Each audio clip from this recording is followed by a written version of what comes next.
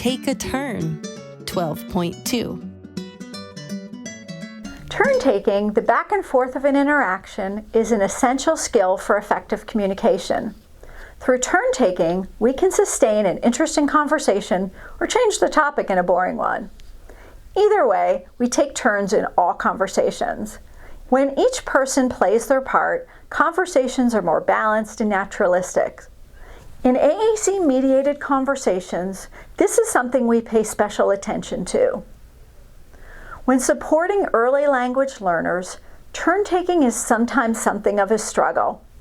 It can get off track when communication partners, number one, take all the turns, two, are overly directive interactions, or three, when they become more of an observer, deferring all turns in an activity to the AAC learner. How can we minimize those sorts of interactions?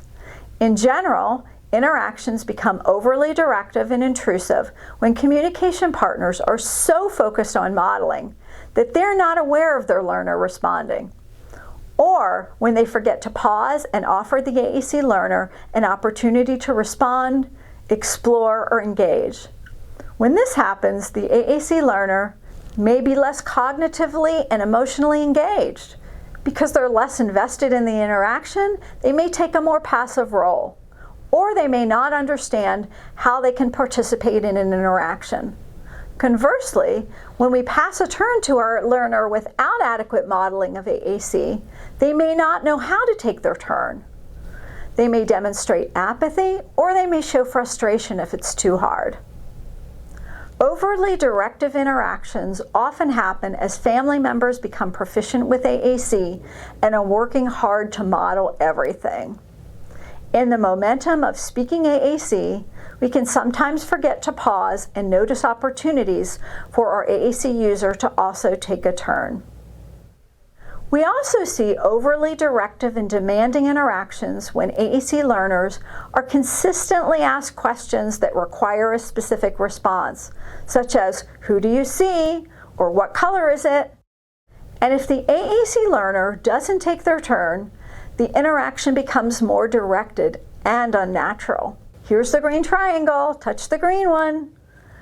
Contrary to its intent, this does not help the learner demonstrate their understanding of what's happening. Now let's look at what happens when we specifically defer all turns to the learner. This is also well-intentioned. We want to give our AAC learners ample opportunities to guide the interaction. We may invite them to tell about it, but often we need to take a turn ourselves to show them how it's done. For instance, instead of just talking about what your AAC learner is doing during a creative activity, get green, put on, want glitter. Mix it up. Grab a marker and make your own. Say, "I will make a bird. I need red." If you're doing all the talking about their creation, they don't have much reason to do so.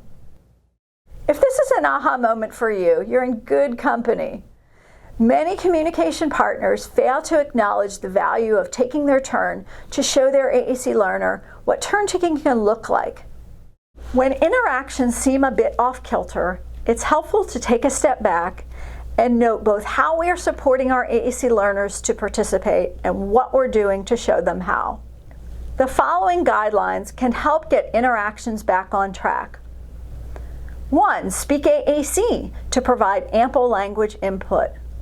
2. Use lots of statements. 3. Follow up with an open-ended question to invite a response. 4. Offer wait time. And then 5. Respond to their response and keep the conversation going. Perhaps this is starting to sound familiar. The whole speak AAC, pause, invite, respond, and keep the conversation going. If so, that's a good thing. Being aware of how turn-taking facilitates balanced interactions helps us refine our skills as we journey with AAC.